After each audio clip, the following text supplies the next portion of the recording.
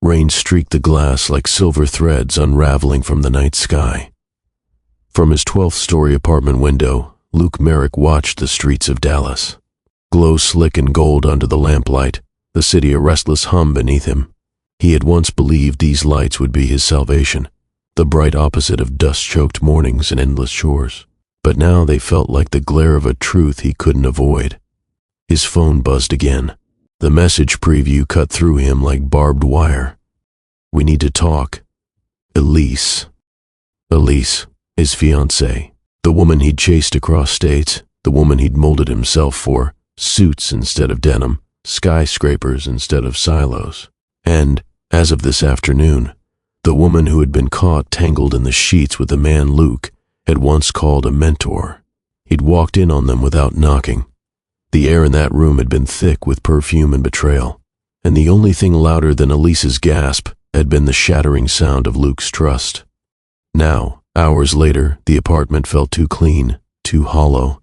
The city outside kept living, oblivious to the collapse of his own world. Luke stared at his reflection in the dark glass, longer hair now, curls brushing the base of his neck, broader shoulders. From the gym, but not the sun, a man who looked nothing like the boy who had mucked stalls and hauled hay, and maybe that was the problem. He'd left that boy behind, along with the life that raised him. His gaze drifted to the single photograph on the kitchen counter, a younger Luke in worn jeans, his father's calloused hand on his shoulder, both of them squinting against the bright Montana sun. Back then, he'd sworn he'd never live that life forever. Now he longed for the smell of cut hay, the creak of leather, the quiet. Before he could think himself out of it, Luke grabbed his duffel bag. No plan, no warning, just a truck pointed north, toward the only place that had ever truly felt like home. The highway bled into gravel roads. Late summer sun burned low over the fields, spilling copper light across. Miles of grass that bent in the wind like it was breathing. Luke rolled the window down, letting the clean air whip through his hair, filling his lungs until they ached. By the time the old Merrick Ranch sign appeared, weathered wood, letters carved, deep, his chest felt heavy in a way that had nothing to do with the miles. The house sat sturdy against the horizon, white paint peeling in places, porch swings swaying lazily. A figure stood at the top of the steps, hands on hips, broad frame casting a long shadow across the yard. "About time you found your way back," Frank Merrick called out, voice rough as gravel. Luke killed the engine, boots crunching on the dirt as he stepped out.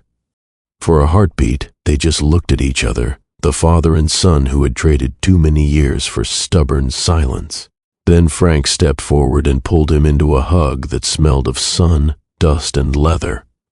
"Good to see you, son," he said, "but if you're staying, you're doing it my way." Luke straightened. "What's that mean?" "You'll bunk in the hands' quarters, take your pay like the rest, no special treatment. You earn your keep, I'll know I can trust you again." It wasn't a punishment, it was an invitation to prove himself. Luke nodded. "All right, I'm in." The bunkhouse smelled faintly of coffee grounds and saddle soap. Luke claimed a bed by the window, setting his duffel down beside boots that were too new for this place. That afternoon, Frank introduced him to the crew as a family friend and not as his son. Most nodded politely, a few looked curious. And then there was her. Ava Coleman stepped out from the stables, leading a chestnut mare with a glossy coat. Her 4C hair was in a twist out, tied back under a faded red bandana. Her jeans were dust-stained, boots worn, confidence in the easy way she handled the horse. "Ava, this is the son of an old friend." "Luke," Frank said. "Luke, this here's Ava. She trains the horses and runs lessons for the kids." Her eyes met his, warm brown with a spark of something he couldn't place. "Nice to meet you," she said simply, voice soft but sure. By dawn, the ranch was already stirring. The rooster's crow pierced the cool Montana air, mixing with the faint bleats of sheep and the low whinny of a horse from the barn. The ground was still glazed with dew, grass blades tipped with moisture that caught the first hints of light like tiny prisms. Luke's eyes cracked open slowly, the unfamiliar chill pulling him from dreams that felt too distant now. The soft thud of the dawn was nothing like the city alarms he'd grown used to. For years, his schedule had been simple: wake at 7, coffee, commute, and work at 9, safe and predictable. But this was day one back on the ranch, and the clock demanded much earlier attention. He lay there a moment, the reality sinking in. Fresh air, endless. Fields, and the weight of a life he had once rejected pressing in. The stillness was both comforting and daunting. His muscles ached with a dull protest, not from the city gym, but from a new kind of strain he'd just begun to feel. Frank's voice broke the morning calm, gruff and insistent. "Gates first," he said, tossing Luke a pair of work gloves. "Cattle won't wait for you to get comfortable." The words tugged something deep inside Luke, a nostalgic pull from his childhood. He could almost hear his father saying the same thing on lazy Saturday mornings after a high school football game, when Luke had begged for just a few more minutes in bed. Back then, that stern reminder had been part reprimand, part lesson in responsibility. Now it felt like an echo from a past self he wasn't sure he recognized anymore. The day hit fast and hard. Luke found himself hauling feed sacks heavier than they looked, mucking out stalls thick with last night's straw, and repairing fences where splintered wood threatened the safety of cattle. His hands blistered, his arms trembled, and sweat soaked through the cotton of his shirt before the sun had fully climbed the sky. Hours passed, a blur of earth and labor, and then, just as the heat started to settle into the afternoon, Ava appeared. She was walking toward the stables, halter draped casually over her shoulder, her boots kicking up little puffs of dust. She caught sight of Luke, pitched awkwardly over a fence post, and grinned. "You handle that pitchfork like someone trying to shoot pool in a crowded bar." Luke laughed, wiping dirt from his forehead, flashing her a genuine smile full of self-deprecating charm. "Well, I'm a genius then." Her eyes sparkled with mischief, and Luke caught a flicker of something more, like she enjoyed seeing him try, watching the city boy wrestle with ranch life. It stirred a memory from the last time a small tease had lightened his heart so completely, a feeling he hadn't expected to find again. He found himself looking forward to her company, to that spark in her eyes, wondering what else she might see beneath the surface. After finishing fence duty, Luke didn't head back to the bunkhouse. Instead, he found himself wandering toward the round pen, eager to be anywhere but alone with the flood of his own thoughts. The air was warm now, thick with the scent of dust and horse sweat. The sun filtered through the leaves of nearby cottonwoods, casting dappled shadows on the worn wooden fence. Inside the pen, Ava was in her element. She guided two young girls through horseback riding basics, her voice calm and patient. One was perched awkwardly on a chestnut mare, the other on a smaller palomino. "Sit tall, breathe with the horse. Feel her steps beneath you," Ava instructed gently. A little girl, no more than 6, caught sight of Luke and gave a shy wave. Ava glanced his way and then smiled knowingly. Luke stepped closer to the fence, returning her smile with a nod. "You used to ride, didn't you?" Ava asked as the lesson wrapped up. Luke nodded. "A long time ago." She brushed a loose curl back from her face. "Meet me here tomorrow morning. Let's see if you still remember how." That evening, the storm rolled in like nature's own welcome back, a sudden rush of wind tearing across the plains, rattling the barn's tin roof, followed by relentless sheets of rain. Luke was helping secure saddles and tack in the hayloft when Ava appeared, carrying blankets for the lesson horses. "Storms like this always makes the horses jumpy," she said softly, setting the blankets down. "Best to keep close." They settled onto a bale of hay, the scent of dry grass and leather heavy around them. Lightning cracked through the barn walls, casting flickering shadows, and the thunder rumbled deep in their chests. Luke had kicked off his boots, leaning back on the hay, long legs stretched out in front of him. Ava sat cross-legged beside him, her socks damp from the dash inside. The storm outside made the world feel small and safe for a while, like nothing could touch them here. Luke had been telling her a story about the time one of Frank's bulls had decided to make a break for it in the middle of a county fair, and she'd been laughing so hard her eyes watered. He leaned toward her with a grin, his voice warm and low. "You would have loved it," he said. Frank chasing that bull down Main Street, yelling like a preacher at a revival. Her laughter spilled out again, light and genuine. Please tell me someone got a picture of that. They got a whole article in the Gazette, he said, chuckling. Frank still claims the photographer added drama to it. The laughter slowly faded as another clap of thunder shook the walls of the barn. Ava's smile softened, her gaze drifting toward the window where the rain streaked in silver sheets. Luke noticed the way her shoulders sank, the way her head hung low. "You all right?" he asked gently. She hesitated, drawing in a slow breath. "This storm, it reminds me of the day I lost my mom." Luke straightened slightly, the easy humor in the space replaced by something more still, more fragile. "Ava, I was 12, she said quietly, her voice carrying that faraway ache of an old wound. It was a day just like this. She'd been sick for months, and that afternoon the storm came in so fast, the house went dark. I remember sitting in my room, listening to the rain pound the roof, and then hearing my dad cry for the first time." Luke didn't speak, didn't rush her. His eyes stayed on her face, his body angled toward her, like he could block out the whole world if she needed it. "I think that's when I stopped feeling like a kid," Ava murmured.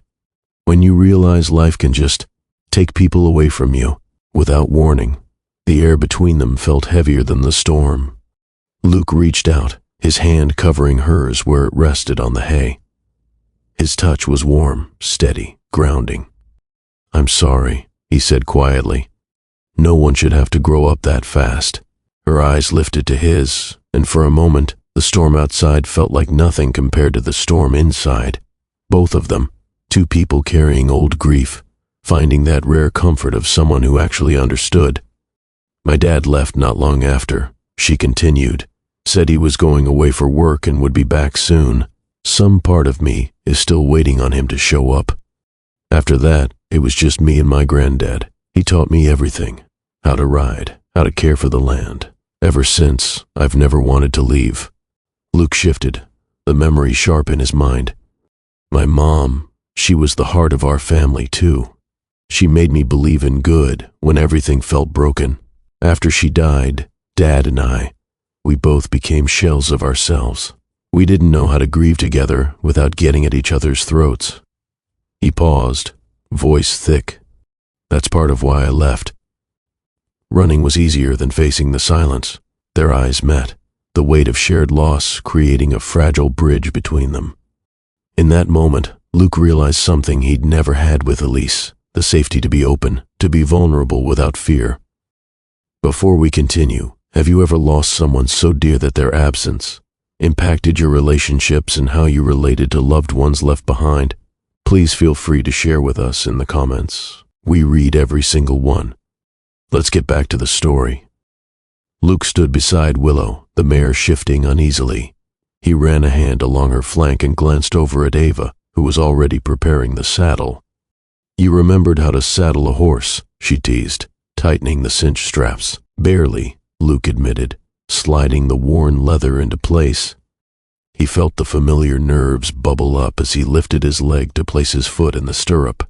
His breath caught, and he inhaled deeply, steadying himself before swinging his leg over. Ava walked alongside, her steady presence calming the jittery muscles in his legs.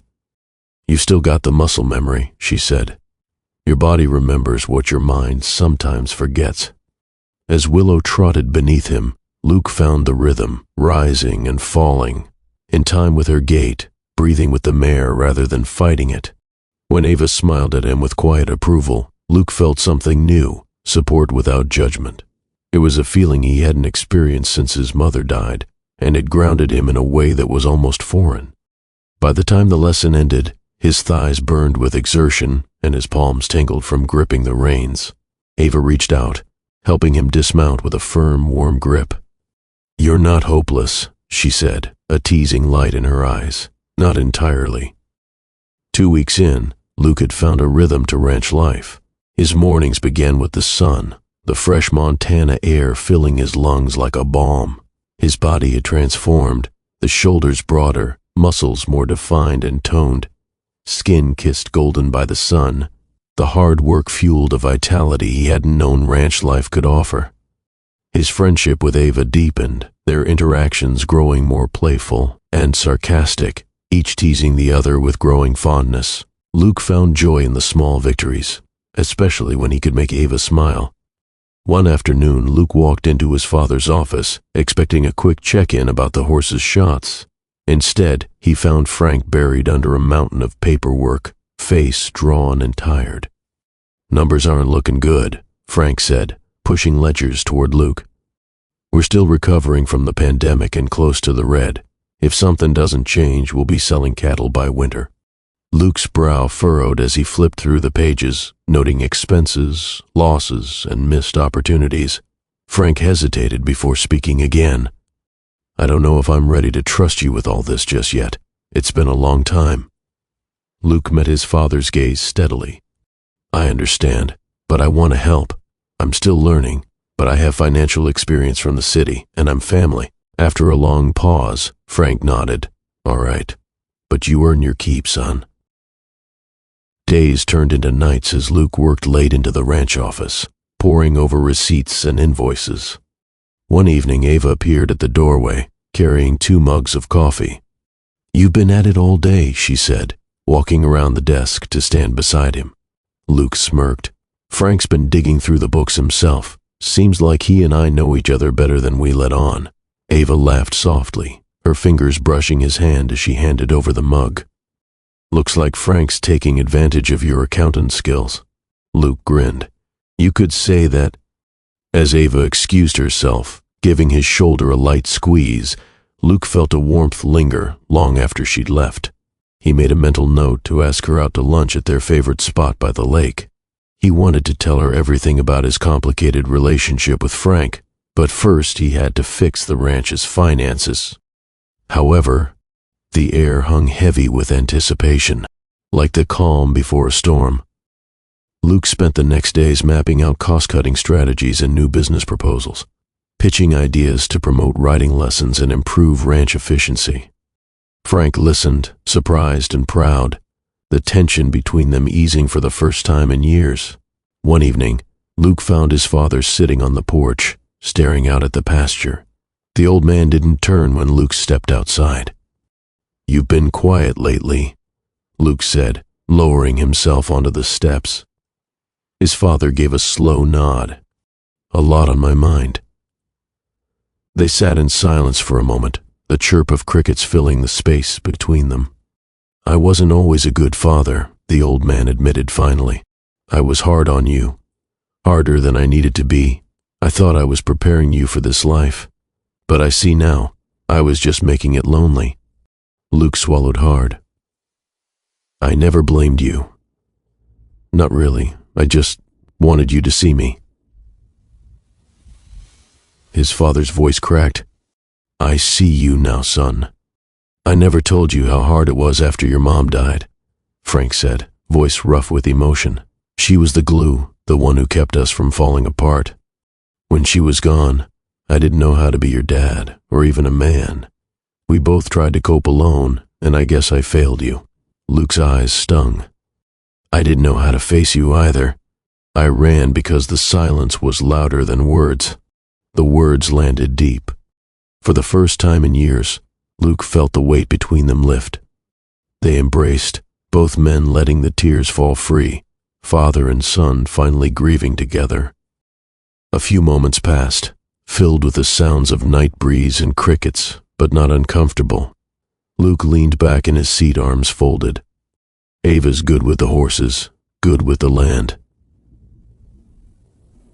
His father's eyes flicked up, sharp but softened by the years. "She's good for you too, whether you admit it or not." Luke exhaled, his gaze dropping to the worn boards beneath his boots. "I'm not sure I can give her what she deserves. I've been carrying a lot of unfinished business." His father's knife stilled. "Son, the only thing worse than carrying it alone is never letting anyone help you with it. You don't have to be Frank or me. You just have to be you." Luke's throat tightened. It had been years since his father had spoken with that kind of tenderness. For a moment, he let himself believe that maybe he didn't have to keep holding the weight by himself. The next morning, Luke left the house feeling lighter, a spring in his step. His next mission, Find Ava and tell her everything.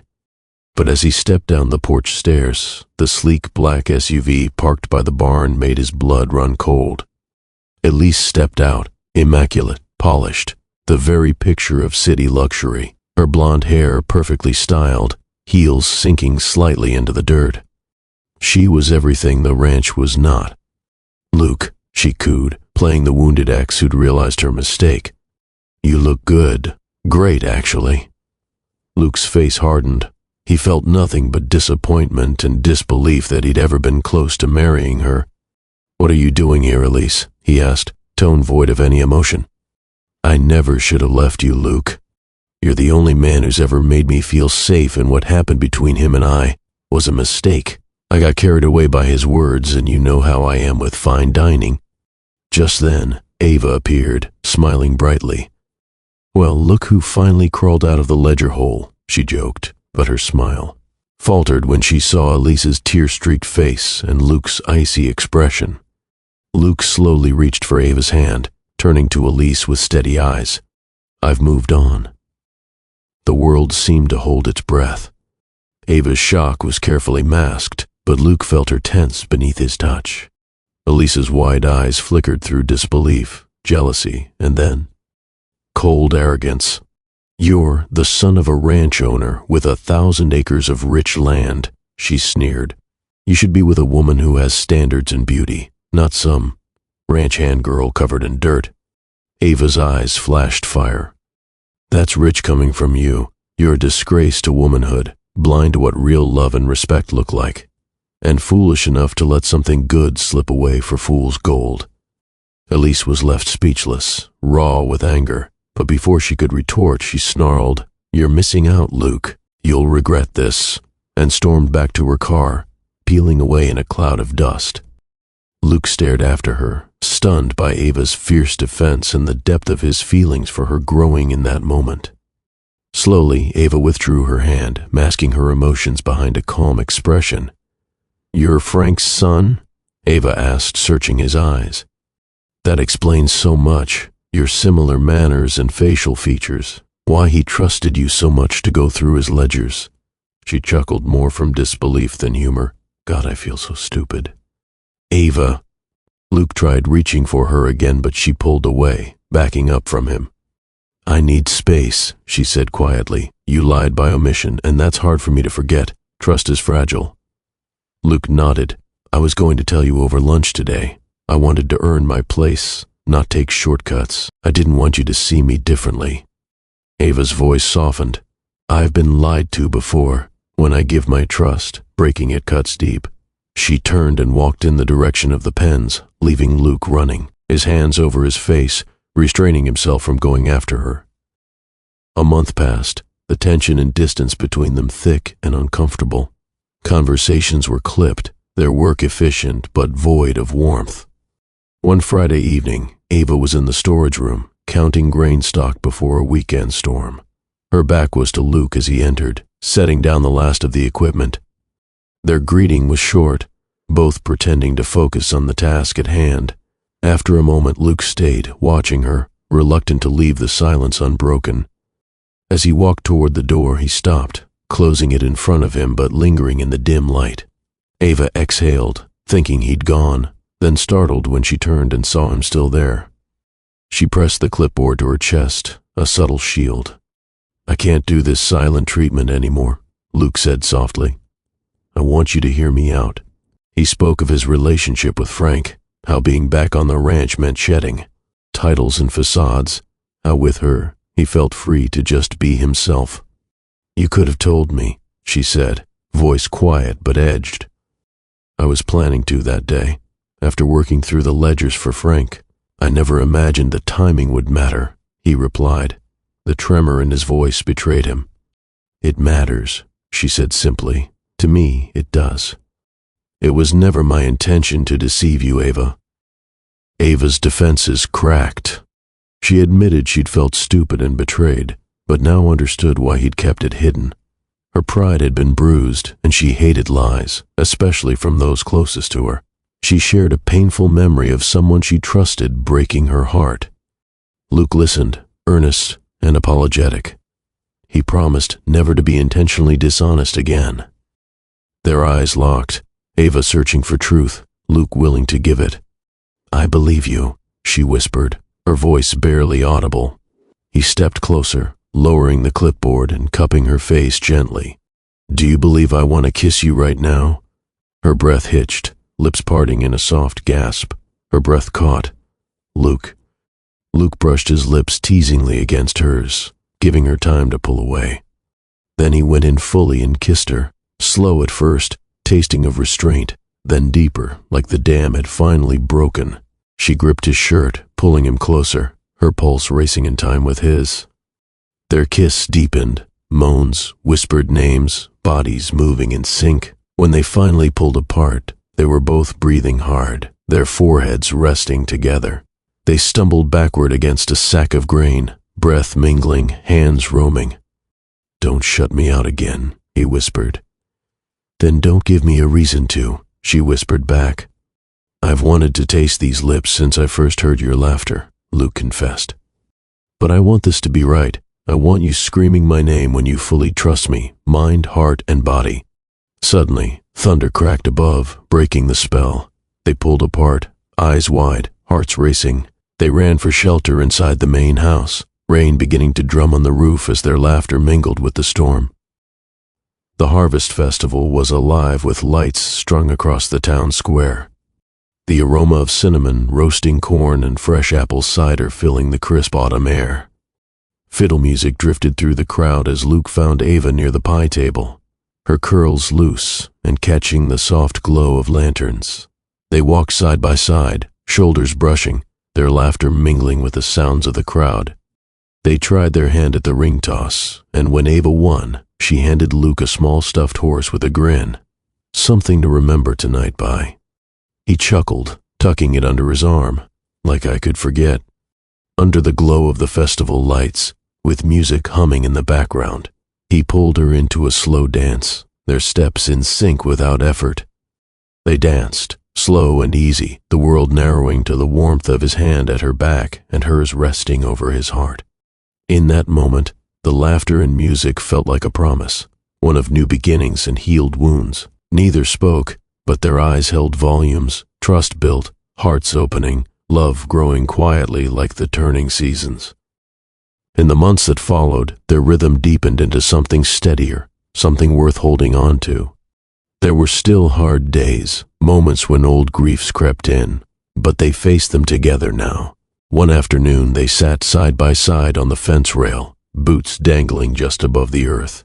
Horses grazed nearby, steam rising in the cold dawn air, the sky a canvas of soft pink and gold.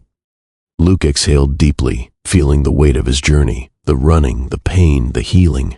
"I used to think I had to run to be happy," he said, "but I was just running from myself. Now I know I just needed to find a right reason to stay." Ava's hand found his, fingers weaving together. "And?" she prompted gently. He smiled, eyes steady. "I think I've found it." A year later, the bunkhouse still smelled of leather and fresh coffee, but Luke called it home, not out of obligation but choice. The ranch was thriving again, lessons filled, horses healthy and spirited with the sounds of spring. Foals kicked up their heels in the pasture, and the wildflowers stretched toward the sun. Ava knelt beside a little boy, adjusting his helmet before helping him onto a patient mare. Luke leaned against the fence, watching her work, his heart full. Their journey had been slow, built on truth, patience, and growing friendship. When Ava looked up and caught his gaze, she smiled, the kind that said, "We made this." Love, Luke thought, was like riding. Sometimes you had to fall before you truly learned how to stay in the saddle. As he smiled back at her, the small old velvet box pressing against his back pocket, he knew without a doubt that he wanted to be there to catch her whenever she fell, just as he knew she'd do the same for him. Life has a way of testing the walls we build around our hearts. Sometimes the people we meet don't just climb over those walls, they help us tear them down, brick by brick. Trust is fragile, but when it's nurtured, it becomes the strongest foundation for love. If you enjoyed this story, don't forget to like and subscribe to the Porchlight Stories. Turn on notifications so you never miss the next heartfelt romance. Share your thoughts in the comments. What moment moved you the most?